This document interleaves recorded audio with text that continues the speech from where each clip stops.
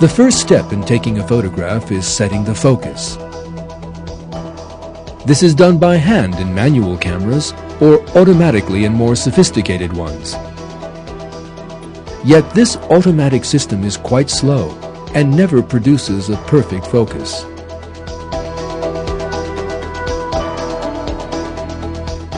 Whereas the human eye is constantly focusing, and in a very short space of time.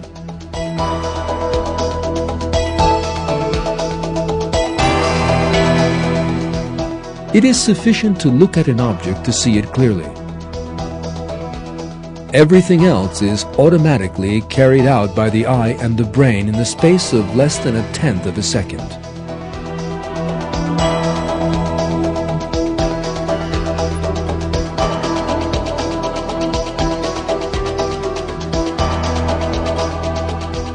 A picture taken by a camera in daylight is quite clear.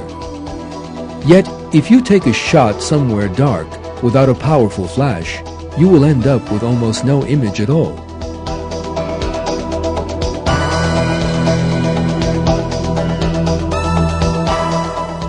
Yet you can still see around you perfectly, quite clearly in darkish conditions.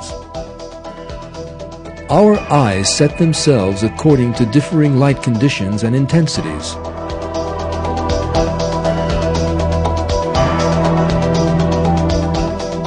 It is the muscles around the pupil that bring this about. These muscles open up in the dark, the pupil expands, and more light is allowed to enter the eye. In daylight, on the other hand, the pupil contracts, and the amount of light entering the eye decreases. This ensures that the image is always clear.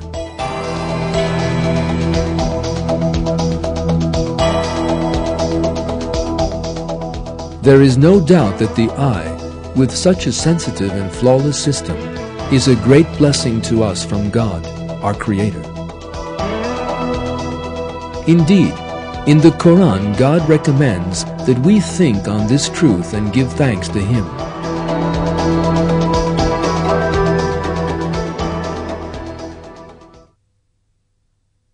Say, it is He who brought you into being and gave you hearing, sight, and hearts.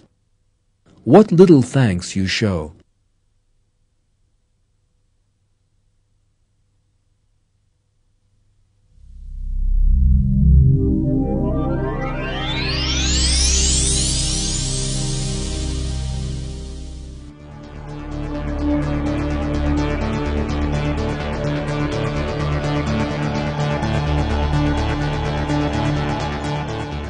Working in the depths of the oceans or the wastes of space poses a considerable risk to divers and astronauts, despite all our high technology.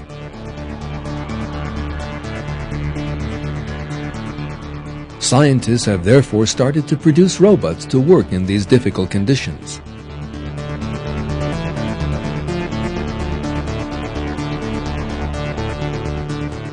Robot technology has a new concept on its agenda at the present time. Biomimetic robots, or machines which imitate nature.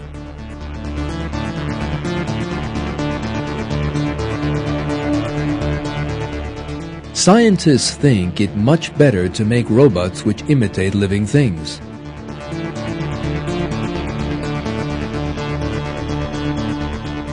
For instance, robots resembling scorpions or ants are made in order to carry out explorations in the desert, or resembling fish or lobsters for undersea research.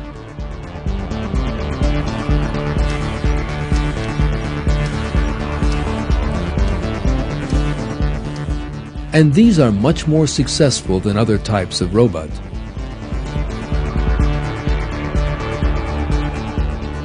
It is the flawless body designs of living things in nature that encourage scientists to imitate them.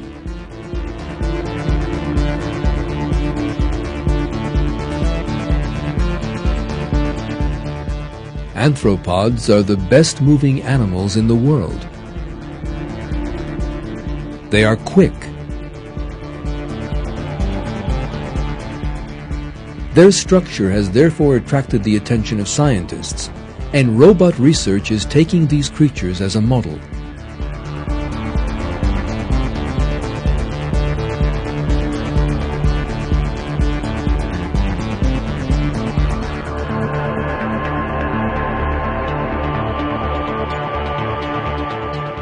This robot is called Ariel.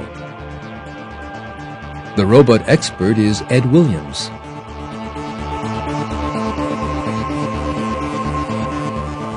Ariel represents the first arthropod, or jointed-legged robots.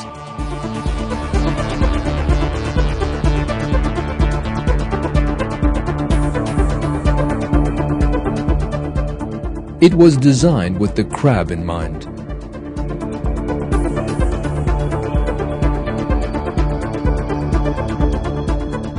It is hoped that Ariel will help scientists in the exploration of unknown regions.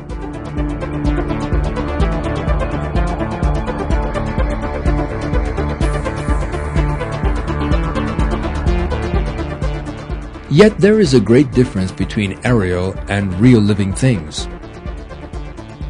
No matter how much Ariel resembles a crab, it even draws the power it needs to move its legs from a previously programmed computer. Its movements are much clumsier than those of a crab.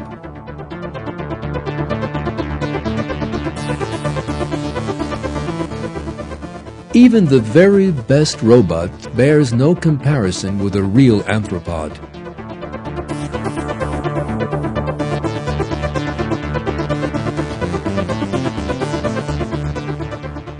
These examples show that enormous efforts need to be put in to imitate just one feature of a living thing.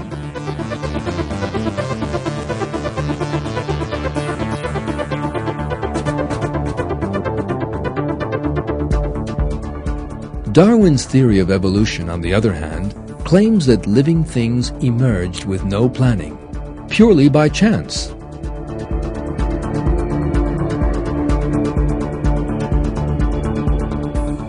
Yet the more people study the details of nature, the more new proofs of the existence of God are found.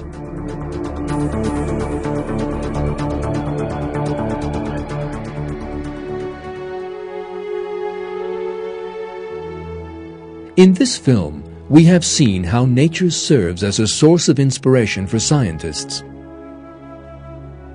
The structures in nature have been created with such immense perfection that not even man's greatest successes come anywhere near replicating them.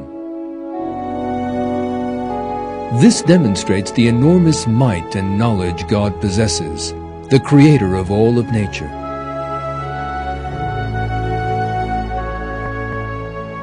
Another truth which needs to be understood is that God created everything without any model. This is one of the names of God.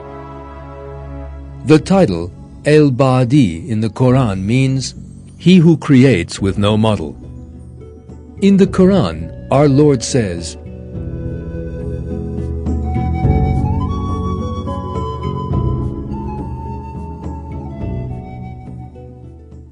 He is the originator of the heavens and the earth. How could He have a son when He has no wife? He created all things, and He has knowledge of all things. That is God, your Lord. There is no God but Him, the Creator of everything. So worship Him. He is responsible for everything.